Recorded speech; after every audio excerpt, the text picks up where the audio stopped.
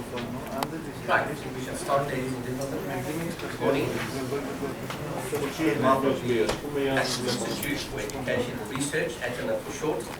I'd like to welcome you to this, the 12th Annual International Conference on Communication and Mass Media. Atiner was established in 1995 and its mission is to act as a forum where academics and researchers from all over the world come together to this historic cradle of democracy, Athens, in order to exchange ideas on their research, to interact with each other, and to discuss future developments in their disciplines. The basic activities of Atiner include the organizing and hosting of international conferences and symposiums, such as this one, the carrying out of research, and the production of various publications. Since 1995, Atiner has organized more than 200 international conferences and other events, and has published close to 150 books. Atiner has also organized numerous roundtable discussions and public speeches on topical issues. The Institute is also currently involved in an ambitious project regarding the proposed establishment of an academic village. The aim is to establish a community of research scholars and academics, and the proposed village will include a conference center, living facilities, as well as facilities for research and recreation. You'll find more information on this in the green paper in your file. Turning to today's activities, you should each have a program by now. Please note, and this is important, that each presentation is limited to 15 minutes. The chairpersons will keep time and will use 3 and 1 minute reminder cards. I'd like to ask the chairs to adhere strictly to the time constraints, and please allow for questions and discussions after all the papers have been presented and not after each paper. The chairpersons must also fill in the report forms and which they'll be receiving. This is important because the final program will be based on the chairperson's reports. Should you need to make use of technical facilities in your presentation, please confirm that everything is in order before the session begins. There will be someone from the admin staff to help in this regard. There will be a coffee break, of course, between sessions as well. You should also consult the social program, which is red in color. The Greek night tonight is to be recommended. Apart from Greek cuisine, and there will be lots of Greek music and dancing, and you can even join in if you like. There's also the urban walk tomorrow. The person in charge of that is Dr. Gregory Katsas. Then follows the cruise to selected islands and the visit to the ancient site of Delphi.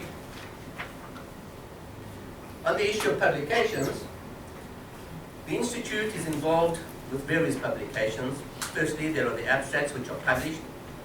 Secondly, the papers that are presented are placed on the web as part of an online paper series soon after the conference, and these have their own ISS number. They're not peer-reviewed, but they can, of course, be cited. The purpose of this publication series is to firstly disseminate information in your paper as quickly as possible, and secondly, to allow for feedback in case you wish to make amendments before submitting your paper for consideration for publication in a book. With regard to book publications, you'll receive an email soon after the conference asking you for a final draft for publication consideration and any other information that may be relevant. All papers that are submitted will go through a referee process before they will be considered for publication in a book. Finally, Atiner now also has its own journal series, which includes papers which are considered to be outstanding in content and which are selected and peer-reviewed by the editorial board. On the issue of collaboration, we at Atiner would also like to collaborate with other institutions. Academics, researchers, and institutes are invited to collaborate with our Institute on Research and Education projects. If you're not yet a member of the Institute, we would like you to join and to assist with the reviewing and editing of papers. Part of our vision is to organize visiting fellowships, and we are now in the process of discussing this. Finally, academic colleagues, as is clear from the program, you've come from so many countries, and we at Atiner sincerely hope that you'll make the most of this opportunity to interact with each other, and that you'll enjoy the conference, and that you'll go back home with fond memories, and most of all, that you'll come back to future conferences. Enjoy the conference, and I'd like to hand over to our president, Dr. Papanikos. I'm Vice President of Research. If you need to speak to me on any research matters, you're most welcome to do so. Thank you.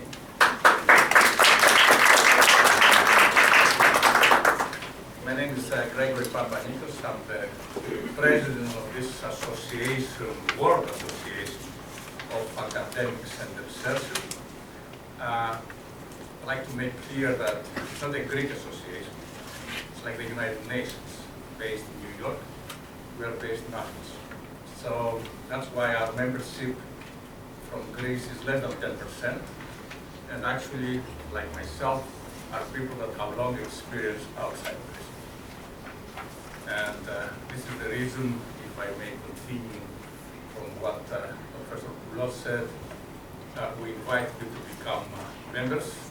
And since we have paid the €300 fee, we have a fee waiver if you want to become a member. So we call it an institute for a very simple reason, because this way we can collaborate with other institutes and universities and do some research. It helps when you call yourself an association. It is really very difficult to participate in research programs. And of course, our membership is free. We explained on our conference website to submit, start waiting, to submit whatever project they want, as long as they have the time and the money to implement them. Don't ask about our money and my time. This is, and we have done a lot of projects in the past. And unlike Greek University or any other university in the world, we don't require any money from your money if you do research projects with us. So that's the flexibility. Now, apart from research projects, as Professor Poulos mentioned, we do publish this year. We have 10 e-journals. The reason is, I think we are doing a good job in organizing small events, but we are not doing a very good job in publishing. Of course, there are exceptions, and this mass media communication is an exception, because Professor Pasalev next to me, he is doing a good job in publishing books that are based on papers presented to these conferences. Now let me explain, because nobody reads, or very few people read our books. Even myself, I don't know them. But out of practice, I can say a few things. We have 4 types of publication. The first is the abstract. Garbage in, garbage out. They are not reviewed. Some universities, they count them as a publication. We don't. We say that we don't take them seriously. But it's good, though, only for other people to see what was presented. It's a summary. I don't know why there's a big fuss about reviewing abstracts. It's stupidity. If you don't have the paper, how are you going to review an abstract? Anyway, second, we have another garbage in, garbage out, which is the Athens series. What do we call it, George? Online paper series. Athens papers, Atiner's paper series. The reason why we're doing that is when you send your paper, we look at it a little bit so they don't, say bad words about the president, and then we upload it. You have a nice SSN number, and it's easy so they can circulate. So far, so good. Now go to the third, which is a book. Now the book publication is under review, and we have no input whatsoever. So an editor picks up to do something, and the papers can come from many different conferences that we organize. So, in other words, there are no conference proceedings per se. So don't expect to see whatever was presented here in a book. And fourth, we have this Athens Journal, whatever we call it. We might end up with having maybe a mass media communication, Jorgo will decide whether we can have and you decide if you want to help us. But there it's very strict. There it becomes a little bit difficult. It's 10% we expect to be the acceptance rate, because we have so many papers to choose from. Just think that we have 2,000 papers, and then from these 2,000 papers we can select maximum 400. So it's a good 20%, whatever is the ratio. So that's, and I think this will improve tremendously our credibility in terms of publishing. It's an ambitious task. We started this year. So far, so good. Now, let me say the second thing that people don't understand what we are doing. We are organizing small events. When a conference becomes large, we split it. This is the reason why we seek conferences standing up every year. So this is big, actually. We don't like conferences that have more than 50 pages. We don't like conferences that have parallel sessions. So it's have to be small groups. We have a room next, and then you can start the discussion. Here, I think there are people coming from 34 different countries. And we have criteria of selecting you. The abstract is not one of them. The abstract is just to say what we're going to say during the conference. We have criteria the countries, we have criteria the ranks, we like PhD students, lecturers, assistant professors, associate professors, full professors. And and we have criteria, for example, if someone comes from a very weird country. Weird is a country that nobody has come here before. So that's how we define weird countries. And we accept that people here on one condition: PhD students, very rarely master students, and of course they should be academics. So we provide a forum where people can come from all over the world and discuss. And the presentation has this purpose, apart from getting money from the university financial treatment. It's nothing else. So don't say to me, Gregory, that was the worst presentation that I ever heard in my life. This implies that you are young. If you are old, you have heard anything. So, so don't come and say that. Now, since I said something about youth, let me tell you something that is very important for the young generation. A lot of people think that they can come here, talk for 15 minutes, impress the world, and leave. I think it's the worst investment you ever done in a conference. It's not important the 15 minutes that you present, really. What is important is to stay around and meet these people that even if you go to a very large conference with 1,000 participants, you're not going to meet as many people as you're going to meet here. And this is the reason I'm saying, please, especially the youth, stay around and meet people. Apart from that, we videotape and we send back to your university. And we say, you think this guy participated in the conference? Try and find him or her during the lectures. He disappeared. And we do that on purpose so we can force you to stay. Now, we have a red piece of information, which is a contract. Unfortunately, not all of the people, it's like when I was teaching in Canada, I say early in the morning, I was always on time. Still I'm on time. And I say, those that they are late, blah, blah, blah. But those that they were late were not there to listen it. So that was the problem. Unfortunately, when I said the opening remarks that this is a contractual arrangement with you, and a lot of people try to change these rules in the middle of the game. We're not going to change if it's strict, believe it. We're not going to yield. Here it says that all dinners and lunches are not a la carte. There's a good reason for it. So you cannot order. We're not pampering you. We order for you. And of course at the end, you say if it's good or bad. But don't go to a restaurant that we have, actually it's a private arrangement, and say I want this, I want that. Whatever you have there, it's written. If you have a problem with the food, let us know before, and then we can change the menu. But don't go there, please, and ask for different arrangements when the event takes place. It's very difficult for us to change the rules. Now, since I'm talking, and I'm going to finish in 1-2 minutes, since I'm talking to people that they are from mass media, journalism, and communication, let me say a few things about Greece. 3 years ago, we're the bad guys around the international media. We're receiving emails because we have conferences and events, parallel events, every week almost, that is it safe to come to Athens?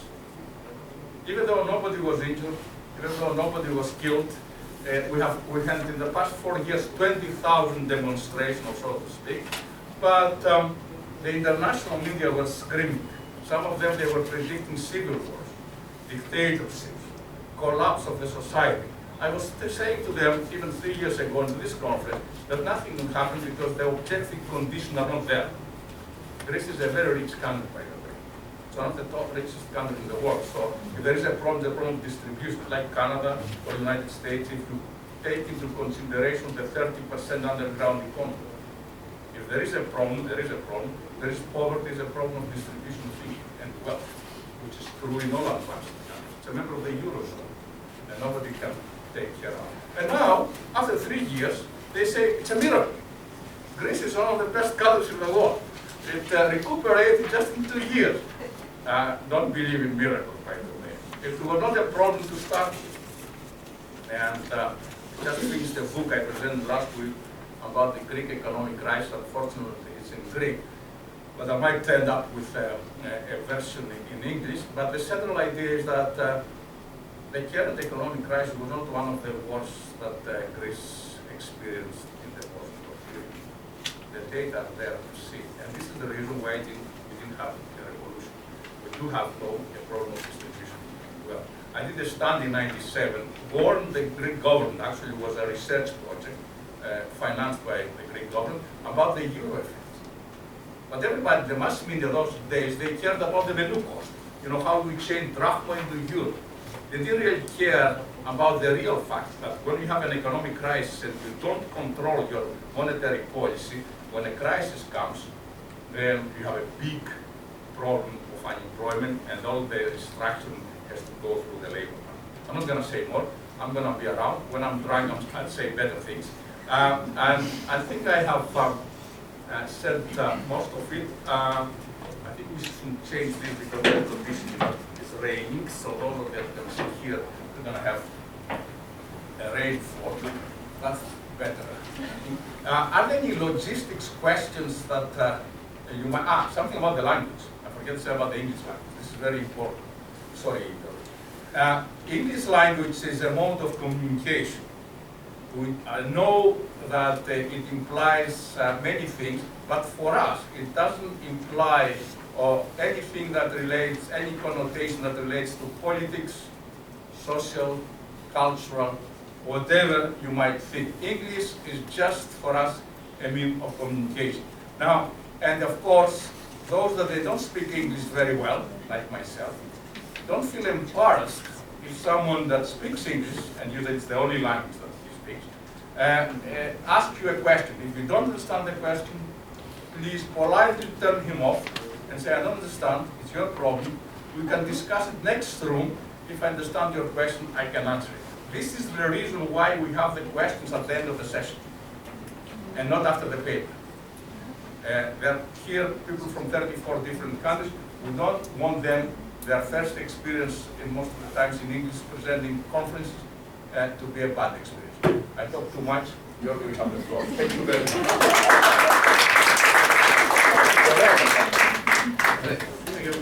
Welcome. My name is Jorgo Pasadeos. I am emeritus professor at the University of Alabama, and I'm the person who did most of the paper positions in different thematic sessions. There have been some papers that came in late, so we have to squeeze them here and there, but we did try to make some thematic sessions. So if you have an interest in just one area, you can be there for sure. As Dr. Papanikos said,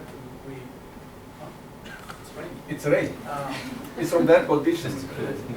The Atiner conferences always draw people from, typically from at least 4 continents, dozens of countries, and I'm glad to see that we have repeat attenders every year as we do now. Dr. Poulos and Dr. Papanikos said just about everything that needs to be said, but I need to stress a couple of things. Number one, the contract that you talked about being a contractual agreement between you and Atiner in terms of the conference.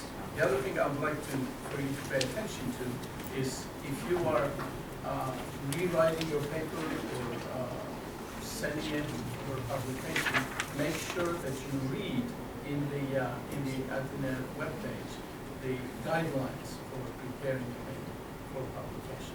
One thing I would like to stress is if your English is not perfect, if English is Many of it was a second language, and you're not confident about the language in the paper, it's always a good idea at your institution to find somebody, a colleague whose English is better than yours, and have them copy to proofread it for you.